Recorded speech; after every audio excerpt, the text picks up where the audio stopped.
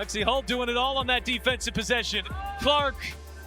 Oh! From another stratosphere! The sports media establishment is in a state of absolute, paralyzed shock this morning because the official box score from Friday night didn't just lock in a victory. It completely demolished a coordinated narrative of lies. After a week of local reporters weaponizing fake injury reports and WNBA executives turning a blind eye to what can only be described as absolute consumer fraud, the numbers have mathematically exposed a front office driven by sheer panic and fragile egos. You cannot orchestrate a massive public relations cover-up against a generational genius, only to have her step onto the hardwood 48 hours later and completely obliterate your fabricated timeline on national television. Welcome back to WNBA Pro, where today we are ripping the doors off the hinges to deliver the most explosive, incriminating analytical breakdown of the 2026 season. We are weaponizing the raw fury of betrayed fan base and fusing it with the cold, hard reality of a dominant 90-82 triumph over the previously undefeated Golden State Valkyries. If you think the internal warfare gripping this franchise is over just because of a single win, you are radically miscalculating the situation. We are breaking down a masterpiece on the court, exposing the mathematically impossible miracle healing of a staged injury, and detailing the unprecedented tactical malpractice committed out of pure, unadulterated spite. Let's dismantle this entire illusion right now. Where nobody says, now I do got to say all of this is alleged, but for her to play 32 minutes, solid 32, she had 9 assists. She could still possibly pick up this 10th assist with 41 seconds left and get another double-double. She was 7 of 15 for the field so far. She was 4 of 5 on free. Just 48 hours ago, General Manager Amber Cox and head coach Stephanie White explicitly claimed that a sudden, debilitating back injury rendered a generational talent physically incapable of taking the floor. They scratched her an hour before tip-off, confidently telling the public that severe stiffness required extreme medical caution, a narrative designed to justify completely blindsiding thousands of paying fans who bought tickets to see a marquee matchup. But the moment the national television cameras turned on against an undefeated defensive juggernaut, a biological miracle magically occurred. Not only did she suit up against the Golden State Valkyries, she dominated the floor for 32 grueling, highly physical minutes, more than anyone else on the entire roster. She completely orchestrated the offense, weaponizing a 22-point masterpiece, dropping 9 assists, shooting 46% from the field, and burying for critical triples to finish with commanding +7 rating. She looked sharper, faster, and infinitely more lethal than ever before, completely exposing the sheer physiological absurdity of the front office's timeline. You do not go from a spine so compromised you cannot dress in uniform to executing 32 minutes of elite high usage, full court transition basketball 48 hours later. It is a medical impossibility, and it proves the injury report was a complete illusion. Dart passes, bro. So, no, it was Janelle Sloan and Caitlin Clark. Referees had to step in.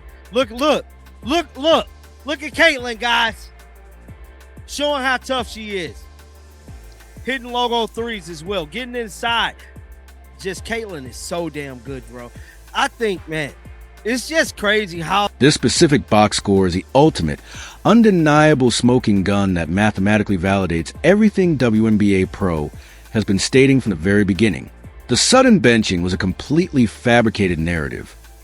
Either a calculated load management stunt to protect future gate receipts, or an under-the-table disciplinary suspension levied by a highly insecure coaching staff. When the front office realized they were facing massive blowback from the league office and an unprecedented financial boycott from the fan base, they panicked, abandoned their fake medical timeline, and forced their franchise savior back onto the court to save their own jobs.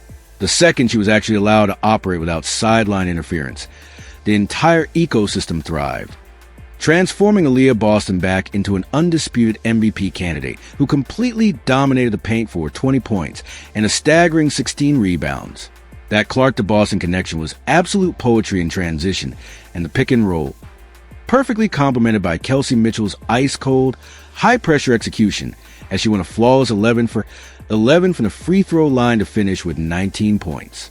But while the players on the hardwood executed an absolute masterpiece to secure the win, The head coach on the sidelines was actively committing tactical sabotage. I call a timeout. I don't know what happened. I got to see what happened, guys. So I'm streaming the game right here on my phone. Why would the Fever call a timeout?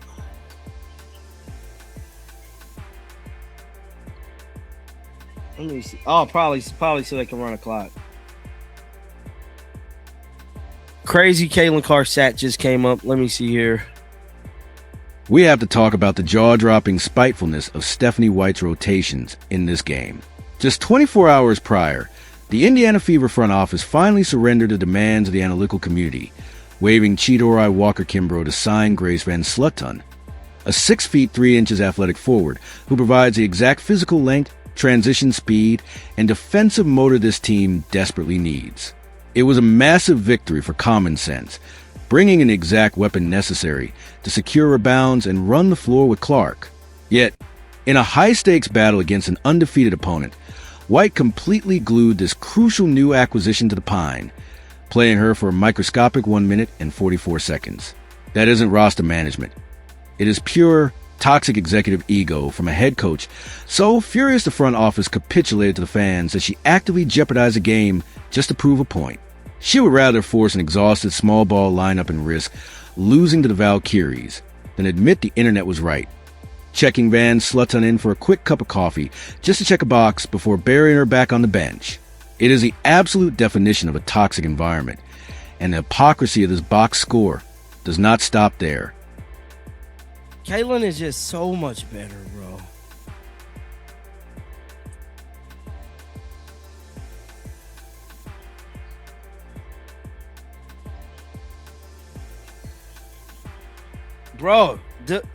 The announcer just said, Caitlin, listen.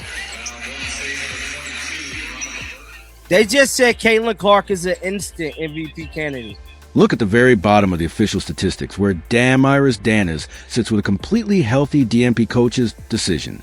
Just last week, Stephanie White proudly stood at the press conference podium and explicitly threatened to run her entire half-court offense through Dantas and the high post, weaponizing that narrative as a primary excuse to take the basketball completely out of Caitlin Clark's hands. It was the exact quote that set the entire fan base on fire, yet against the best team in the league. The supposed foundational hub of the offense did not play a single second. This total erasure completely exposes White's press conference as a fabricated, desperate lie designed solely to publicly humble her superstar guard. However, to maintain absolute unbiased analytical credibility, we must address the real objective concerns from this performance. Caitlin Clark racked up 6 turnovers, marking her 5th consecutive game committing 4 or more giveaways. While some were aggressive reads that missed the mark and others were brilliant defensive plays by the Valkyries, that volume is a glaring statistical pattern that must be corrected. Furthermore, while Mitchell was flawless, the team as a whole left 7 critical points on the board, shooting just under 76% from the charity stripe with Lexi Hull going a deeply concerning 1 for 4, a catastrophic execution flaw that will cost them dearly in tighter games. Bro. So she's still at 16 rebounds with 24 seconds left in this one. Caitlin Clark don't look like she's going to get a double-double, but you never know. You just never know. But they out fouling, so I doubt she get it. 22, 9 and 2. 22, 9 and 2. Solid numbers, bro. Caitlin Clark been averaging 20 points a game, guys. She's been easily... The Indiana Fever handed the Golden State Valkyries their first defeat with 90-82 victory, moving to 4-2 on the season, and proving they're just a couple of possessions away from being entirely undefeated. While it looks like a massive triumph on paper, this box score is a ticking time bomb for an organization entirely carried by a 24-year-old point guard logging 32 grueling minutes a night. The front office is desperately hoping this 22-point masterpiece distracts from the bizarre medical timelines and consumer blowback from earlier in the week, but the timeline remains documented. This is Wnba Pro.